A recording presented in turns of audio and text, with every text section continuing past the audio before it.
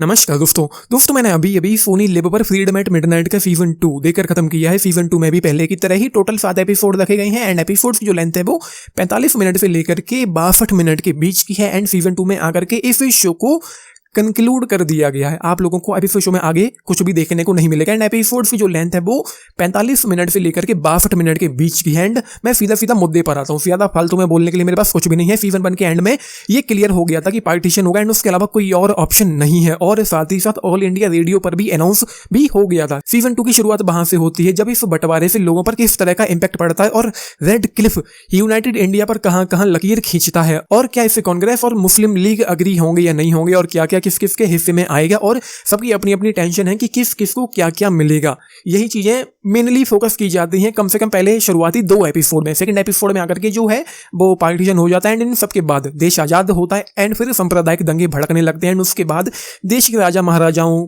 के पंगे शुरू हो जाते हैं कि उनको अपनी अपनी रियासतों को लेकर जो भी चीजें हैं मैं बताना नहीं चाहता हूँ। ये सारी चीजें मैं ऑलरेडी पढ़ चुका हूँ, मुझे पता थी इन चीजों के बारे में, तो उन पर मैं आना नहीं चाहता हूँ। मैं नहीं चाहता कि जिन लोगों को ना पता उन लोगों का मजा खराब हो, तो बेहतर होगा आप लोग इस शो को देख लेना। एंड ये शो अब सीजन 1 इस शो का जो था वो मुझे बिल्कुल भी बोरिंग जैसा नहीं लगा था, मुझे पूरी तरीके से एंगेजिंग लगा था, इंटरेस्टिंग लगा था, काफी अच्छा लगा था एंड अमेजिंग सीजन 1 था इस शो का एंड मुझे पूरी तरीके से ही ऑसम लगा था। एंड ये शो भी लगभग बिल्कुल वैसा ही है, मतलब 2 एपिसोड में ये सारी चीजें हो जाती हैं, देश आजाद हो जाता है एंड उसके बाद जो चीजें होती हैं सांप्रदायिक दंगे वगैरह एंड राजा महाराजाओं की रियासतें एंड उनकी जो भी चीजें हैं वो आप लोग देख लेना।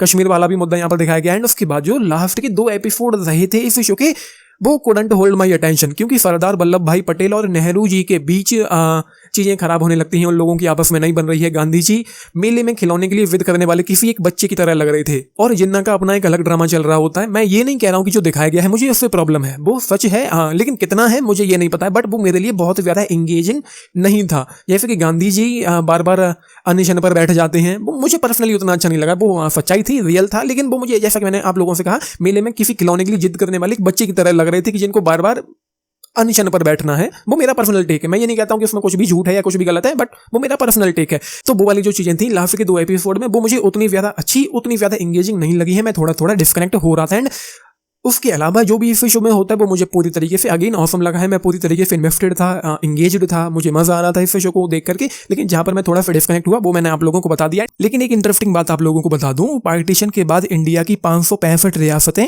टेक्निकल रूप से आजाद हो गई थी। उनको ऑप्शन दिया गया था कि वो इंडिया में शामिल हो जाएं, पाकिस्तान में शामिल हो जाएं या फिर आजाद रहें।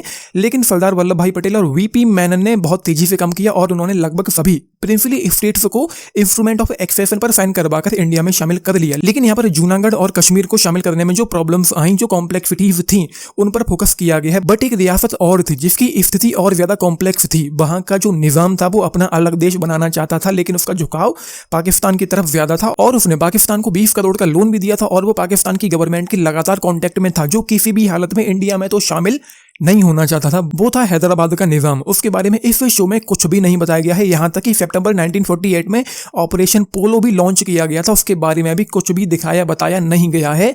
तो ये एक डिसअपॉइंटमेंट इस शो के बारे में है कि उन्होंने एक काफी मेजर इवेंट को इस शो से पूरी तरीके से गायब कर दिया है। पूरी तरीके से गायब कर दिया गया है। पता नहीं क्यों किया गया, वो मुझे समझ में नहीं आया, बट ऐसा किया गया है इस शो में। सीजन 1 में डायरेक्ट एक्शन डे वाली घटनाओं को दिखाया गया है। अब क्योंकि उनके साथ ही साथ इस देश में और भी बहुत कुछ चीजें हो रही थी तो उनको भी कवर करना था, तो उस वजह से डायरेक्ट एक्शन डे वाली घटनाओं को बहुत ज्यादा डिटेल में नहीं दिखाया गया है कि कैरेक्टर्स पर और उनकी फैमिलीज पर फोकस करके दिखाया गया हो कि उन सारी चीजों का उन पर क्या क्या असर हुआ और सालों बाद भी वो उन चीजों से उभर पाए हैं या नहीं उभर पाए हैं। जैसे कि दी बंगाल फाइल्स नाम की मूवी में दिखाया गया था और देश के तमाम बिकाऊ दलालों ने कोशिश की थी, लेकिन दी बंगाल फाइल्स नाम की मूवी को पूरी कोशिश करने के बाद भी हिट भी नहीं कर पाई। और मैंने अपने रिव्यू में पहले ही कह दिया था कि ये मूवी फ्लॉप होगी और वो फ्लॉप हुई है।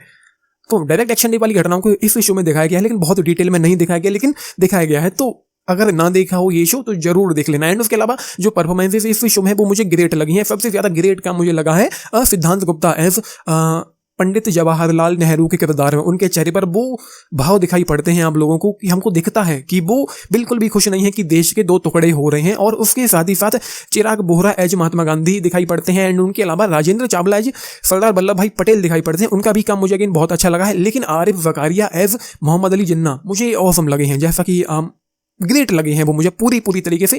आरिफ जकारिया एज मोहम्मद अली जिन्ना और सिद्धांत गुप्ता एज जवाहरलाल नेहरू का काम मुझे इस शो में माइंड ब्लोइंग लगा है, मतलब बेहतरीन लगा है। तो ये है ये शो। सीजन 2 के लिए मेरी तरफ से 4 स्टार्स। मैं कहूँगा कि जरूर इस शो को देखना चाहिए जिन लोगों ने भी अभी तक ना देखा हो। मुझे ग्रेट लगा है। बाकी लास्ट के जो 2 एपिसोड थे वो मुझे थोड़े से लेंथी से फील हुए हैं, जैसा कि मैंने आप लोगों को बताया भी है। स्टिल 4 स्टार आउट ऑफ 5 इस शो के लिए। नहीं देखा है तो जरूर देखना आप लोगों का। इस शो पर जो भी टेक्स्ट हो आप लिख के बताना। बाकी या लाइक शेयर सब्सक्राइब भी करना चैनल को, वीडियो को and this is Nitesh signing off. Thank you.